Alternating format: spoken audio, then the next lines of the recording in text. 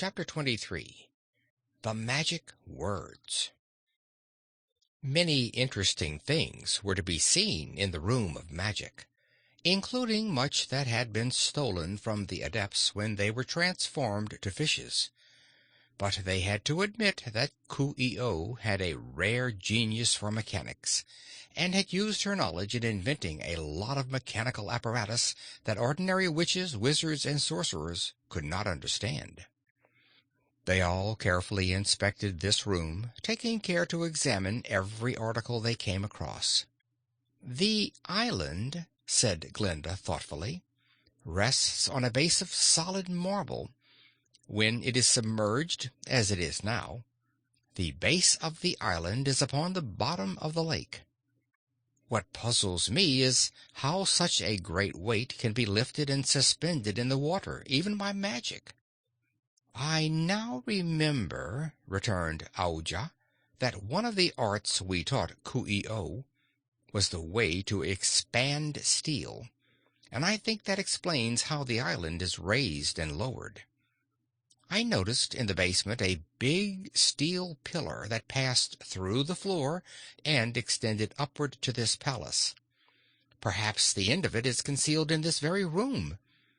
If the lower end of the steel pillar is firmly embedded in the bottom of the lake, Coo ee oh could utter a magic word that would make the pillar expand, and so lift the entire island to the level of the water." "I've found the end of the steel pillar. It's just here," announced the wizard, pointing to one side of the room, where a great basin of polished steel seemed to have been set upon the floor. They all gathered around, and Ozma said, "Yes, I am quite sure that is the upper end of the pillar that supports the island. I noticed it when I first came here. It has been hollowed out, you see, and something has been burned in the basin, for the fire has left its marks. I wondered what was under the great basin, and got several of the Skeezers to come up here and try to lift it for me. They were strong men, but could not move it at all." "It seems to me," said Auda the Adept, "that we have discovered the manner in which Coo ee oh raised the island. She would burn some sort of magic powder in the basin, utter the magic word, and the pillar would lengthen out and lift the island with it." "What's this?" asked Dorothy, who had been searching around with the others, and now noticed a slight hollow in the wall, near to where the steel basin stood. As she spoke, Dorothy pushed her thumb into the hollow, and instantly a small drawer popped out from the wall. The three Adepts, Glinda, and the Wizard sprang forward and peered into the drawer. It was half filled with a grayish powder, the tiny grains of which constantly moved as if impelled by some living force. "It may be some kind of radium," said the Wizard. "No," replied Glinda, "it is more wonderful than even radium, for I recognize it as a rare mineral powder called gowlow by the sorcerers. I wonder how Coo ee oh discovered it and where she obtained it." "There is no doubt," said Aoja the Adept, "that this is the magic powder Coo ee oh burned in the basin. If only we knew the magic word, I am quite sure we could raise the island." "How can we discover the magic word?" asked Ozma, turning to Glinda as she spoke.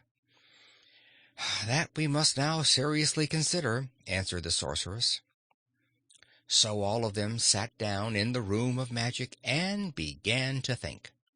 It was so still that after a while Dorothy grew nervous.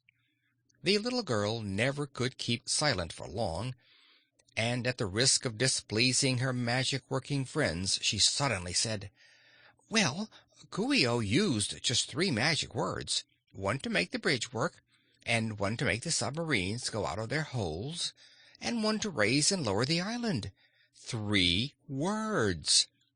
And Coo ee oh's name is made up of just 3 words. One is Coo, and one is E, and one is O." The Wizard frowned. But Glinda looked wonderingly at the young girl, and Ozma cried out, "A good thought, Dorothy dear. You may have solved our problem." "I believe it is worth a trial," agreed Glinda. "It would be quite natural for Coo ee oh to divide her name into 3 magic syllables, and Dorothy's suggestion seems like an inspiration."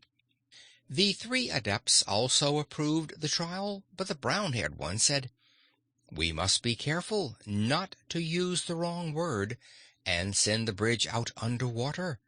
The main thing, if Dorothy's idea is correct, is to hit upon the one word that moves the island." "Let us experiment," suggested the Wizard.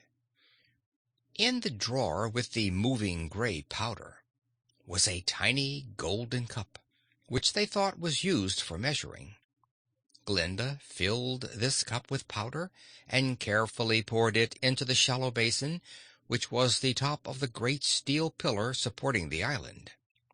Then Aura the Adept lighted a taper and touched it to the powder, which instantly glowed fiery red and tumbled about the basin with astonishing energy. While the grains of powder still glowed red, the sorceress bent over it and said in a voice of command, "Coo!" They waited motionless to see what would happen. There was a grating noise and a whir of machinery, but the island did not move a particle. Dorothy rushed to the window, which overlooked the glass side of the dome.